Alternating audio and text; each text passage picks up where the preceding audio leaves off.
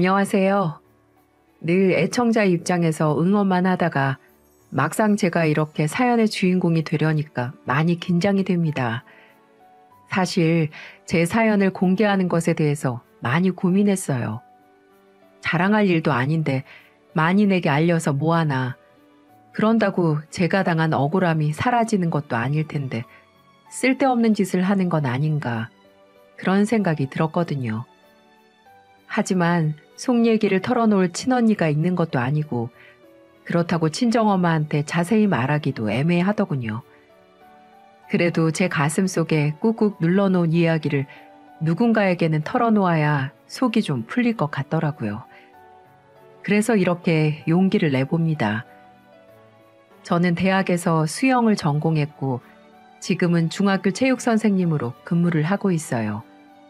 어디로 튈지 모르는 팔팔한 학생들과 매일 부대끼며 살다 보니까 힘이 들 때도 있지만 오랫동안 운동으로 다져온 체력이 워낙 튼튼해서 문제없이 잘 생활하고 있답니다. 그런데 이런 저를 물먹은 솜처럼 지치게 하는 사람이 딱 한 분 계시죠. 그게 누구냐고요? 바로 제 극성스러운 시어머니세요.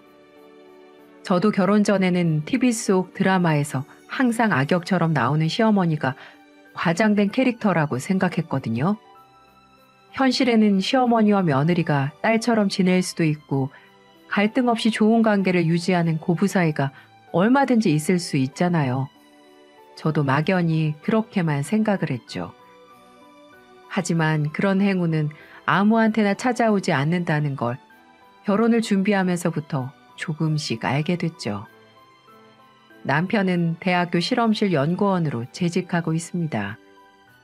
운동을 좋아하고 활달한 성격인 저와는 정반대인 사람이죠. 함께 근무하고 있는 선생님의 소개로 남편을 만나게 됐는데 처음에는 너무 얌전한 샌님 같아서 마음에 들지 않더라고요. 그런데 이 남자는 그렇지 않았나 봐요. 저를 처음 본 순간 첫눈에 반했다나요? 내성적인 성격인 게 빤히 보이는데도 나름대로 제게 매력을 발산하려는 모습이 조금은 귀엽게 보였습니다. 나중에 남편에게 들은 얘기지만 원래 이상형이 원더우먼 같이 강한 여자라나요? 처음 만나자마자 저한테 그런 매력을 느꼈다는 겁니다. 아무튼 남편의 적극적인 대시에 몇 번의 만남을 더 이어갔고요. 그러면서 저도 몰랐던 남편의 매력을 조금씩 볼 수 있었죠. 늘 진중한 태도나 지적인 분위기 같은 게 제 마음을 조금씩 열더라고요. 우리는 그렇게 사랑을 키워갔고 마침내 결혼을 약속하는 사이까지 발전했습니다. 거기까진 우리 두 사람 아무 문제 없이 잘 지내고 있었습니다. 하지만 예상치 못한 난관은 남편의 어머님을 처음 만나면서 시작됐죠. 중학교 선생님이라고 들었는데 정교사예요? 기간제예요? 네? 아직은 기간제 교사로 근무하고 있어요. 기간제라고요?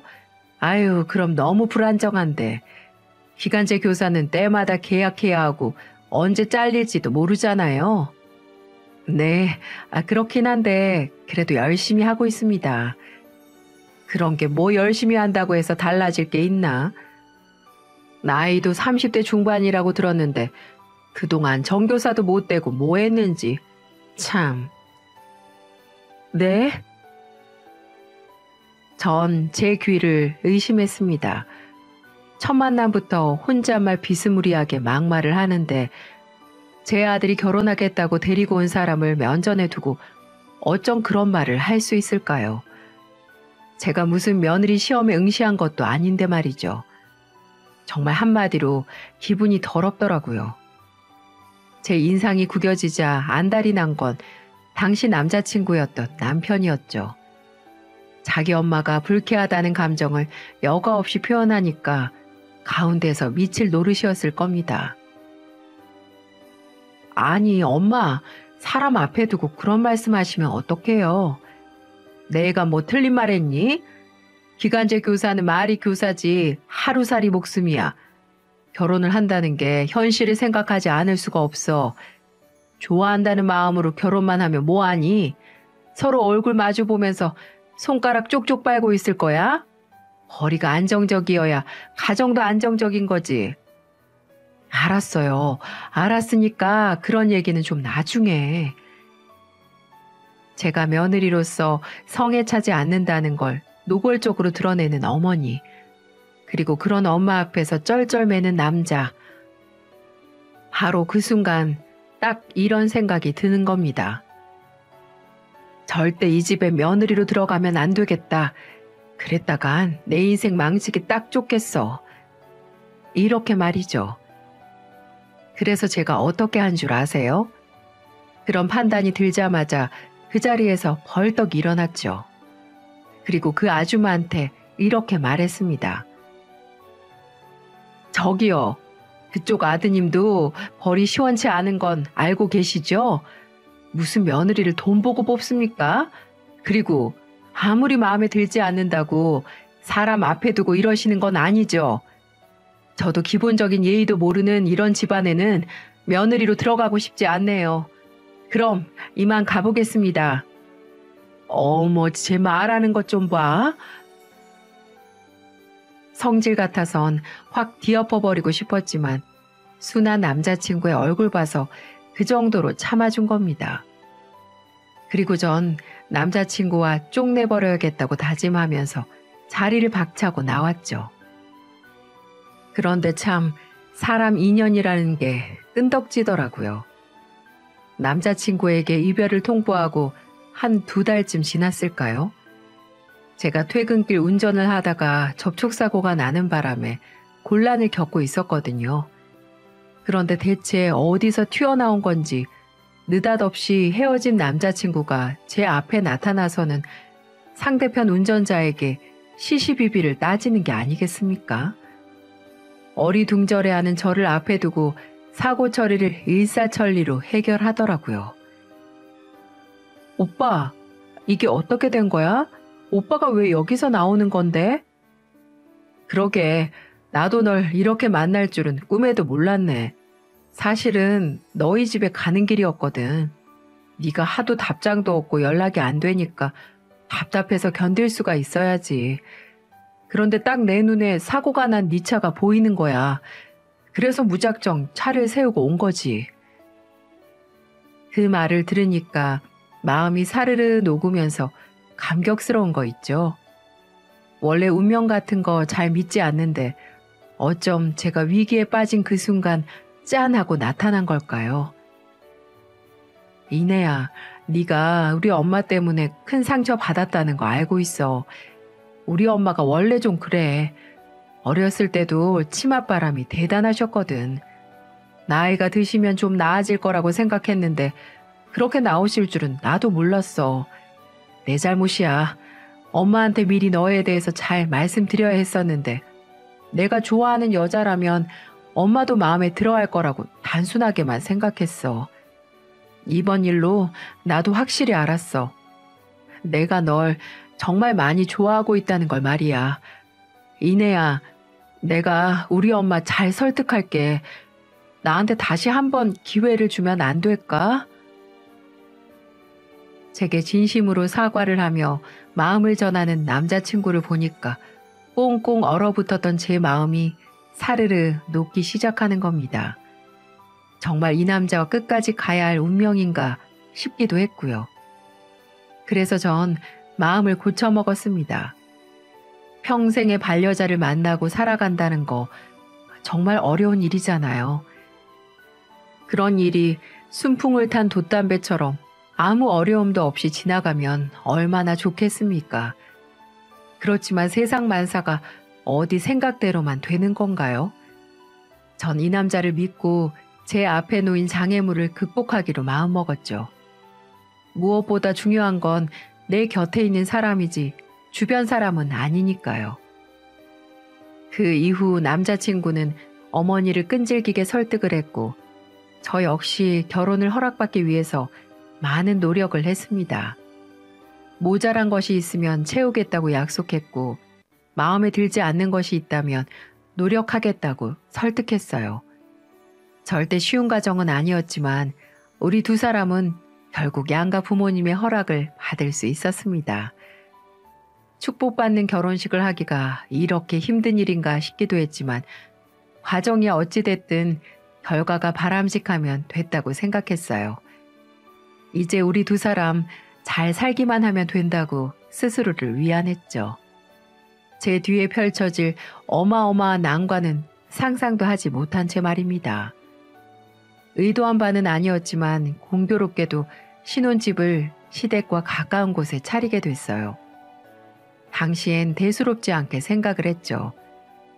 남편과 저도 직장을 다녀야 하고 시부모님과 한 집에 사는 것도 아닌데 별 문제 없을 거라고 여긴 겁니다. 그렇지만 툭하면 걸려오는 시어머니의 전화는 제 생각이 짧았다는 걸 똑똑히 증명했습니다. 이내야, 곧 있으면 퇴근이지? 지금 아버지랑 너희 집에 가는 중이다. 네? 갑자기 저희 집에는 왜요, 어머니? 갑자기는 내가 저번에 말했잖니. 네 시아버지가 잉어 몇 마리를 잡아왔다고. 그래서 같이 쪄먹자고 했잖아. 아, 그날이 오늘이에요? 오늘이건 내일이건 가깝게 사는데 시간 맞으면 해먹는 거지. 세상 뭘 그렇게 놀라니? 아무튼 얼른 와라. 아무래도 내가 먼저 도착할 것 같으니까 내가 문 열고 들어가서 대충 시작하고 있을 테니까. 네? 먼저 들어가 계신다고요? 저희 집 비밀번호 알고 계세요? 금방 우혁이랑 통화했어. 비밀번호도 물어봤고. 그러셨구나. 알겠습니다. 이렇게 무턱대고 저희 집에 방문하는 일은 예사였고요. 저희 집 살림살이에도 이런저런 훈수를 두시는데 잔소리 정도가 점점 심해지니까 정말 미칠 노릇이더라고요. 아유, 넌 정말 살림하는 여자가 왜 이렇게 지저분해? 설거지를 하고 싱크대를 바로 닦지 않으면 나중에 물때 생겨서 골치 아프다니까. 행주도 아무렇게나 놓으면 꿉꿉한 냄새가 나고. 네. 그리고 냉장고가 이렇게 텅텅 비어서야 되겠니? 아무리 너희 둘이 산다지만 기본적인 밑반찬은 있어야 할 거 아니야. 너 밑반찬은 아예 만들지도 않는 거냐? 이래서 어디 우리 우혁이 밥이라도 제대로 먹겠어. 네. 자고로 청소를 할 때는 현관에 신경을 많이 써야 돼. 아무리 실내 청소를 열심히 해도 현관이 더러우면 아무 소용없다니까. 아유, 현관에 왜 이렇게 먼지가 많아? 네. 이내야, 너 내 얘기 제대로 듣곤 있니? 네.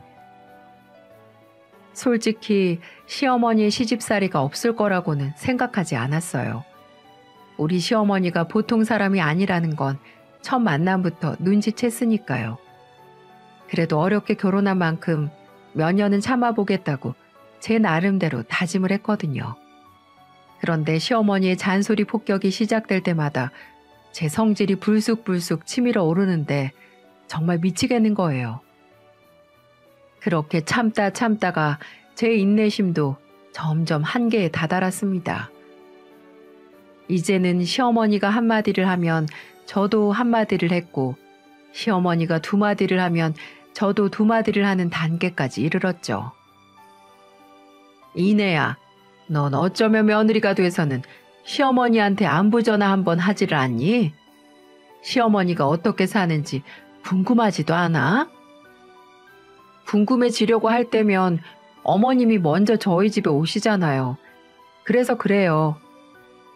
뭐? 그게 말이야, 방귀야. 넌 내가 무슨 말만 하면 따박따박 말대꾸를 하더라. 대화는 원래 대꾸를 해야 이어지는 거예요, 어머니. 어머니가 항상 이런 말씀 하시잖아요. 아버님한테 말을 시키면 대꾸가 없어서 속 터지겠다고요. 뭐라고? 아유, 얘가 진짜. 처음에는 될 대로 되라는 심정으로 말을 했거든요. 그런데 그러고 나니까 마음이 좀 풀리는 겁니다. 물론 시어머니는 약이 바짝 올랐겠지만은요. 너 아침에 출근 몇 시에 하니? 저요? 보통 8시까지 출근이니까 6시쯤 일어나서 준비하고 출발하죠. 그건 왜요, 어머니? 너 남편 아침상을 차려주곤 있니? 저번에 우혁이 얼굴 보니까 밥도 못 얻어 먹은 사람처럼 눈이 퀭하던데. 아니, 어머니, 아침상은 오빠가 저를 차려줘야죠. 전 출근 시간이 딱 정해져 있고 오빠는 저보다 자유로운데요. 게다가 월급도 제가 좀 더 많아요. 그리고 저 내년에는 정직원으로 채용될 예정이라서 근태에 더 신경을 써야 하고요. 그러니까 오빠가 저를 챙겨야죠. 어머, 얘. 여자가 남편한테 밥상을 차려줘야지. 그게 무슨 말 같지도 않은 소리야. 어머니, 요새 같은 시대에 그런 게 어딨어요. 남자든 여자든 같이 돈 벌고 같이 살림하는 거죠. 뭐야? 제가 시어머니와 그런 말싸움을 하고 나면 시어머니는 꼭 또 다른 꼬투리를 잡고 시비를 걸곤 합니다. 시어머니도 말 안 듣는 며느리 버릇을 고쳐줘야겠다는 심보겠죠. 하지만 저는 순순히 당할 생각이 없었어요. 제가 운동선수였을 때에도 부당한 일은 절대 받아들이지 않았거든요.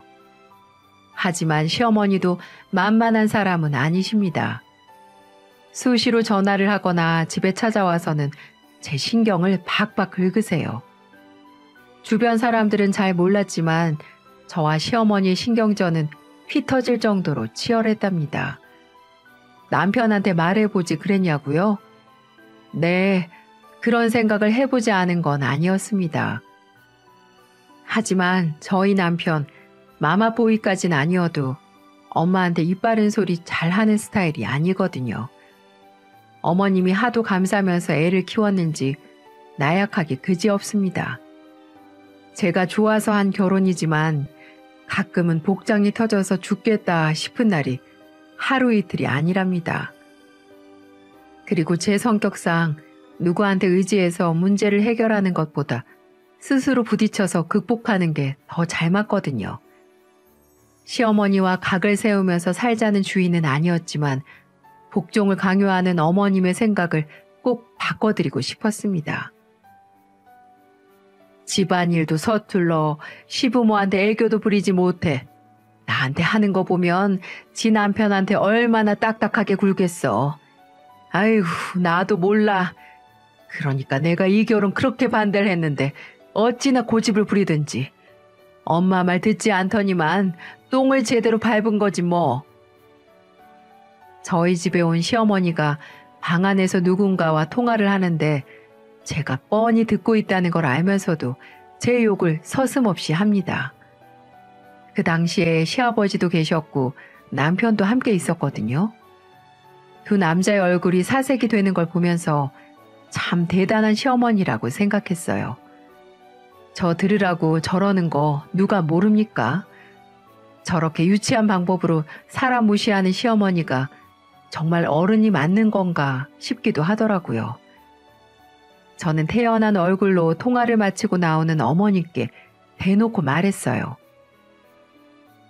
어머님, 지금 누구랑 통화하신 거예요?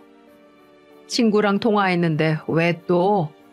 아니, 제 욕하시는 건 좋은데 적어도 제가 들리지 않는 곳에서 하셔야죠. 어머님 때문에 분위기가 이게 뭐예요? 아버님도 기분 상하셨잖아요.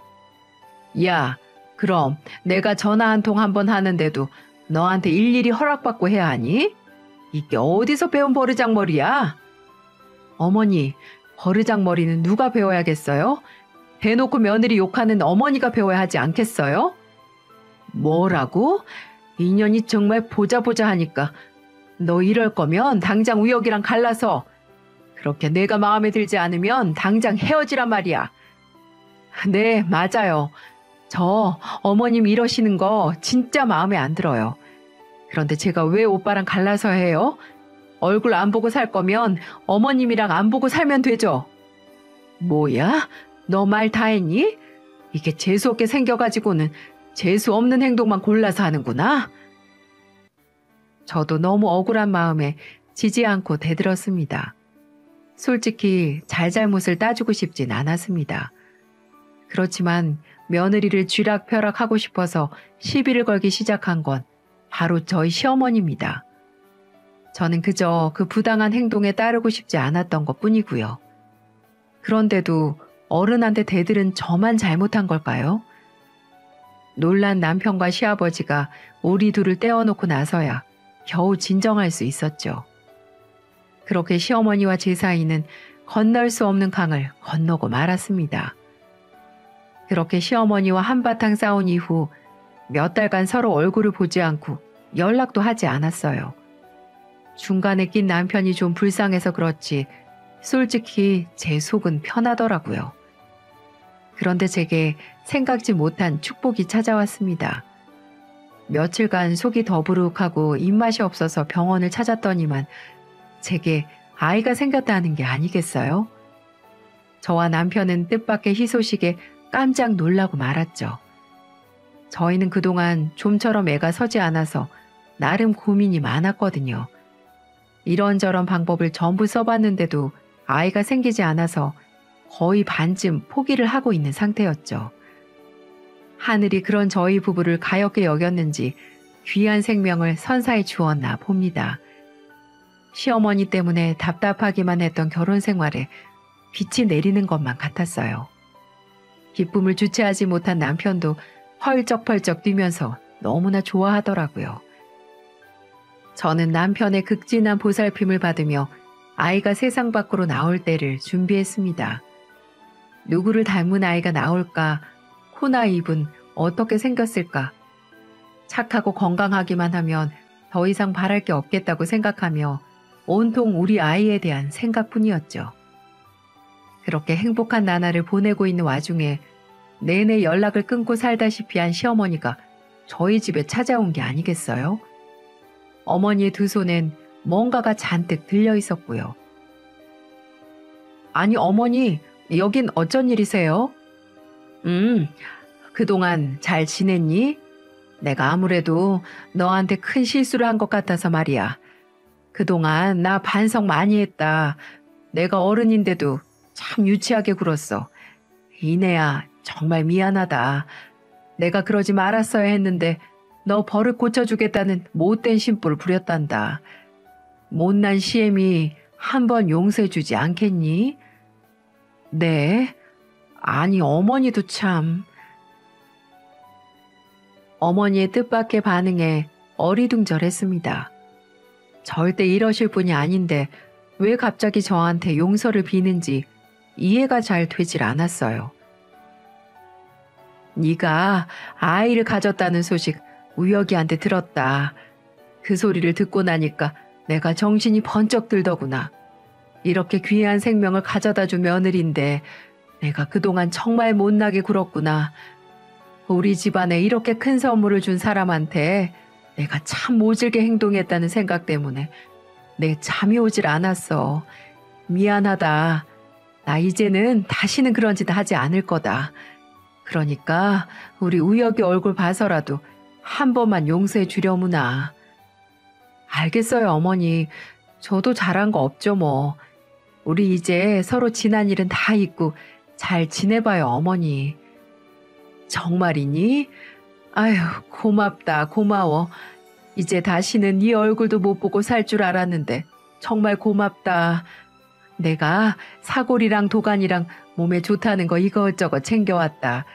아이를 가지면 몸이 축나기 마련이거든. 내가 너 해주려고 단단히 준비를 해왔으니까 너는 가만히 앉아서 기다리고 있거라. 네? 그럼 같이 준비해요 어머니. 아니야. 내가 전부 다 할 테니까 신경 쓰지 말고 저기 앉아 있어. 아니, 그보다 그냥 침대에 누워 있어라. 그게 낫겠다. 어머니는 당신에게 귀한 손주가 생긴다는 생각 때문에 마음을 바꾸신 것 같았습니다.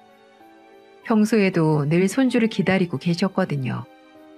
하지만 갑자기 180도 달라진 어머니가 적응이 안 되더라고요. 그래도 결론적으로는 참 잘된 일이죠. 저희도 기다리고 있던 아이가 생겼고 또 아이 때문에 소원해진 시어머니와의 관계도 회복이 됐으니까요. 선물처럼 찾아온 뱃속의 아이가 정말 복덩이라는 생각이 들더군요. 하지만 그런 행복은 잠시뿐이었습니다. 해가 점점 불러오면서 컨디션이 너무 좋지 않은 거예요. 처음엔 임신 때문에 그런가 싶었는데 몸에서 자꾸 이상 신호를 보내는 겁니다. 임신 초기 검사 때 산부인과에서 자궁에 뭔가가 좀 마음에 걸린다고 했는데 혹시 그게 잘못된 게 아닐까 걱정이 들기 시작했죠. 견디다 못한 저는 대학병원에서 정밀 검사를 받게 되었죠. 그런데 의사 선생님이 자궁경부암 초기라는 충격적인 진단을 내리시는 겁니다. 그 말을 듣는데 머리가 띵 하더라고요. 건강하지 못한 저 때문에 어렵게 생긴 아이한테 무슨 일이라도 생길까봐 두려웠습니다. 하지만 선생님은 그런 걱정은 하지 말라면서 절 안심시켜 주더군요. 다행히 초기라서 출산 후에 절제 수술을 하시면 될 것 같습니다.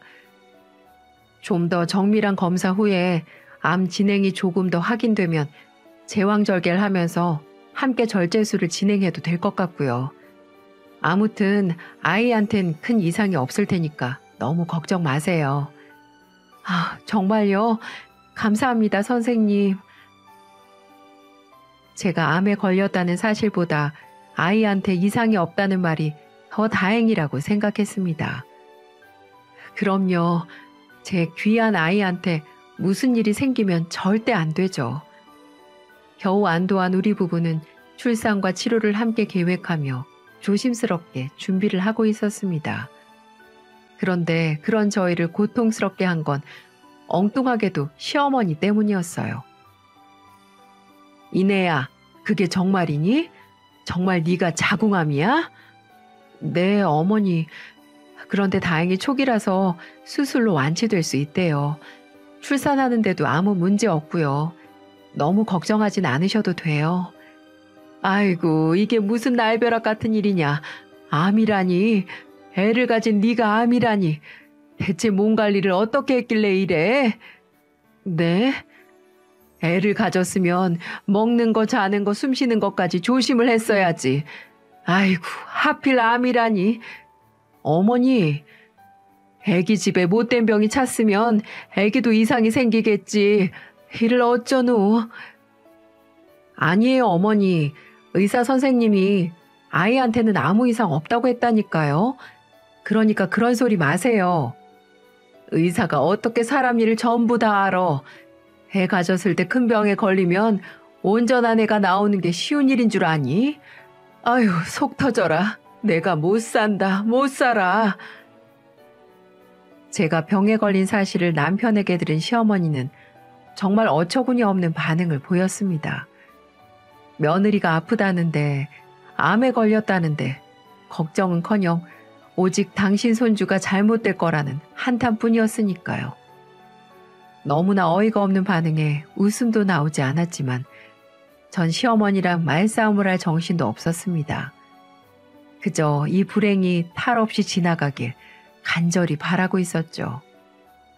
출산 예정일은 두어 달 남짓 남았고 다니던 산부인과와 대학병원을 번갈아 다니면서 출산 후 치료 계획을 세웠어요. 선택지는 여러 가지가 있었지만 결국 아이를 제왕절개로 꺼낸과 동시에 원추 절제술이라는 수술을 진행하기로 했어요. 다행이라면 제가 겁먹은 것과는 다르게 간단한 수술이고 회복도 빠르다고 합니다. 하지만 자궁경부가 짧아지기 때문에 이제 임신이 어려울 수 있다는 말씀을 하셨어요. 출산과 치료 계획이 어느 정도 결정이 되자 마음이 참 이상해지더라고요. 어떨 땐 왜 내게 이런 불행이 닥친 걸까라는 생각과 함께 우울해지다가도 또 어떨 땐 이 정도인 게 천만다행이다라는 생각이 들기도 합니다. 그런 제 기분을 눈치챘는지 남편은 지극정성으로 저를 보살펴줬어요. 이내야, 너무 걱정 마. 우리 아이도 아무 이상 없을 거고 너도 괜찮을 거야. 오빠 말 믿어. 내가 책임질게. 오빠가 뭘 어떻게 책임지냐? 의사도 아니면서. 너 예전에 우리 헤어졌다가 다시 만났을 때 기억나? 네가 교통사고가 나서 안절부절 못하고 있을 때 오빠가 귀신같이 알고 나타났던 거 말이야. 오빠는 언제나 네 곁에 있다니까. 너한테 무슨 일이 생기면 슈퍼맨처럼 짠하고 나타나서 다 해결해 준대도. 어디 두고 볼 거야. 끝까지 나 지켜주는 거다. 당연하지. 세상 끝날 때까지 지켜주지. 이래서 결혼을 하는가 봅니다. 그렇게 나약해 보이던 남편이 막상 제가 힘들 땐 정말 든든하게 느껴지더군요. 이깟 암 따위는 금방 날려버릴 수 있을 만큼 기운이 났어요. 그렇게 남편을 의지하며 출산일을 기다리고 있었습니다. 그러던 어느 날 갑자기 시어머니가 집으로 찾아오시더군요. 손에는 검은 비닐봉지 하나가 덜렁 들려 있었고요. 몸은 좀 어떠냐? 네, 그렇게 나쁘진 않아요. 그래, 다행이구나. 네, 그런데 연락도 없이 웬일이세요? 우역이 없을 때 너한테 긴히 할 말이 있어서 찾아왔다. 할 말이요? 뭔데요?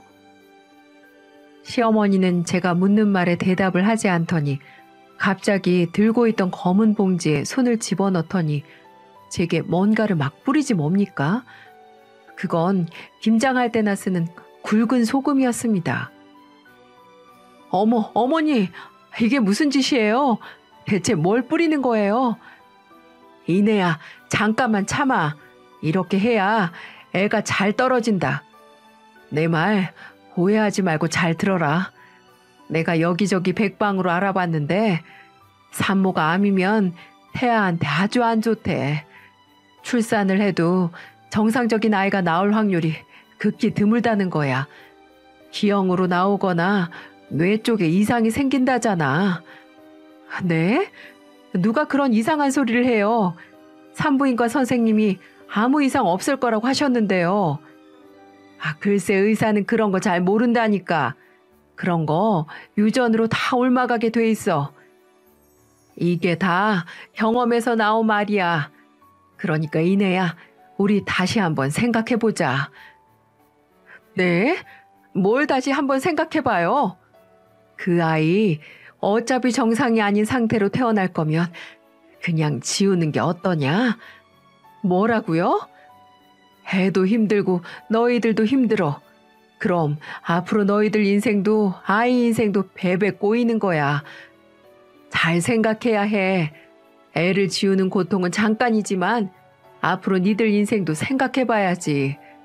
애야 나중에 다시 가지면 되는 거잖아. 시어머니의 입에서 나온 말은 제 귀를 의심할 만한 충격적인 말이었어요. 그렇게 쉽게 애를 지우자는 소리가 나오는 것도, 임신한 애가 떨어져 버리라고 소금을 뿌리는 시어머니의 행동도 믿어지지가 않았습니다. 정말 피가 거꾸로 솟는 기분이었어요. 대체 어머니가 왜 이러는지 조금도 이해할 수가 없었습니다. 저기요, 왜 자꾸 이상한 말씀을 하세요? 누가 우리 애가 비정상적으로 태어난대요? 왜 그딴 말도 안 되는 말을 듣고 와서는 태어나지도 않은 애를 지우라고 해요? 미쳤어요? 이내야, 제발 좀 정신 차려. 아픈 애를 키우면 돈이 얼마나 많이 들어가는지 알기나 하니? 돈만 들어가면 다행이게. 니들 늙어 죽을 때까지 커다란 바위돌을 지고 사는 것처럼 심신이 피곤할 거라고. 그리고 이 시애미 생각은 하지 않니? 이제 겨우 귀한 손주 한번 보려는데 정상적인 손주 보고 싶다는 게 그렇게 큰 욕심이야? 안 그러니? 그러니까 이내야, 다시 한번 잘 생각해보자. 나중에는 내 말 듣기를 잘했다고 할 거야. 어? 온몸에 솜털이 쭈뼛쭈뼛 서면서 이런 시어머니랑 한 공간에서 숨을 쉬는 것 자체가 소름이 끼쳤습니다. 어머니, 저한테 이 어머니라는 소리 듣고 싶으면 작작하세요. 저 미치는 꼴 보고 싶으세요? 요즘 젊은 사람들처럼 깽판 치고 욕이라도 해드릴까요? 제발 적당히 좀 하세요. 바보같이 당하고만 있으니까 등신으로 보이세요? 저는 애가 잘못된다고 해도 제가 죽을 때까지 키울 테니까 어머니는 신경 쓰지 말고 다시는 제 앞에 나타나지 마세요. 아셨어요? 이게 다 누구 때문에 이러는 건데 나만 잘 되자고 그래? 상식적으로 생각을 해봐. 네가 암에 걸렸는데 애가 정상적으로 태어날 수가 있겠어? 이년아, 내 말 듣고 당장 애 지워. 만약 애가 정상적이면 내가 스스로 손에 장을 찢고 한강물에 빠져주고 마. 2년? 와, 이 노인네 미쳤네.